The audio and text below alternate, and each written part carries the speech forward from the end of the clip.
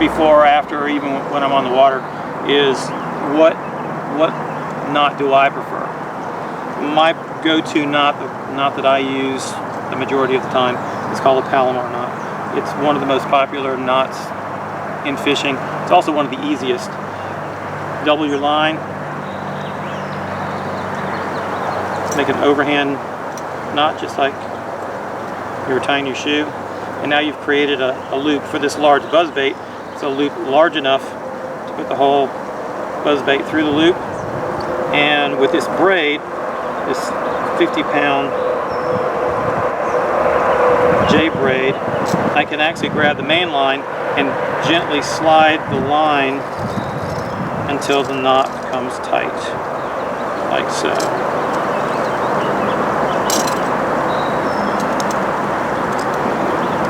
And that is a simple Palomar knot. Braid is a really slick line, regardless of what brand it is. So sometimes if I'm fishing for large fish, inshore fish, redfish, or striped bass, I might, just for security, just tie an overhand knot at the top, just for a little extra security. And then, since I had that long tag in,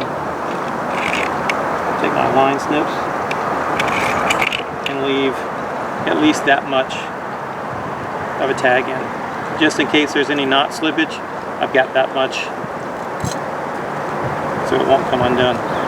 And that simply is Palomar knot. So let me tell you a little bit about the rods and reels that I'm using today.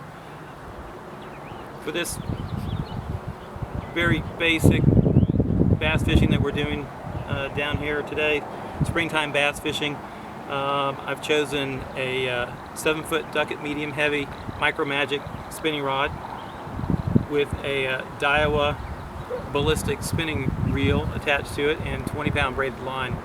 At the end of the main line, I've got a Mustad offset 4/0 worm hook, and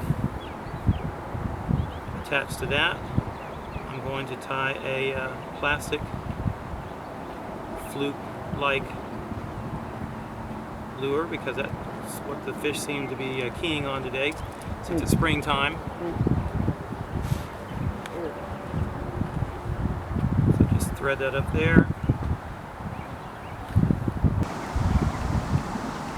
That's the rod, the hook point through, right through the back of the plastic.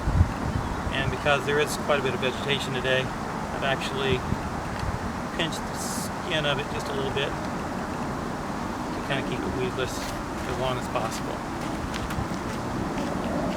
So that's my spinning outfit for the day. Bait casting, one of my favorite lures to use, especially as a search bait, is a buzz bait. So I've got a 7-foot medium heavy Ducket saltwater inshore rod that I'm using, paired with a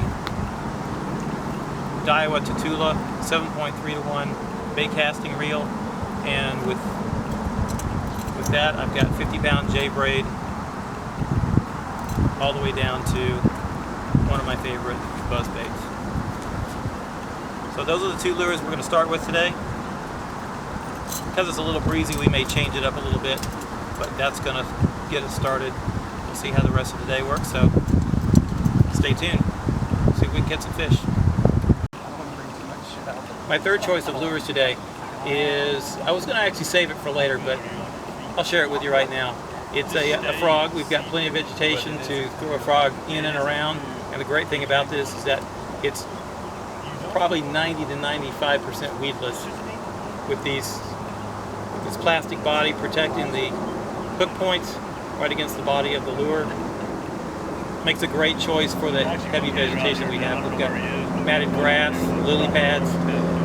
I've got this on 50-pound J braid on a 7-foot medium heavy Ducket casting rod, and on the opposite end I've got a Daiwa Tatula 7.3-to-1 casting reel.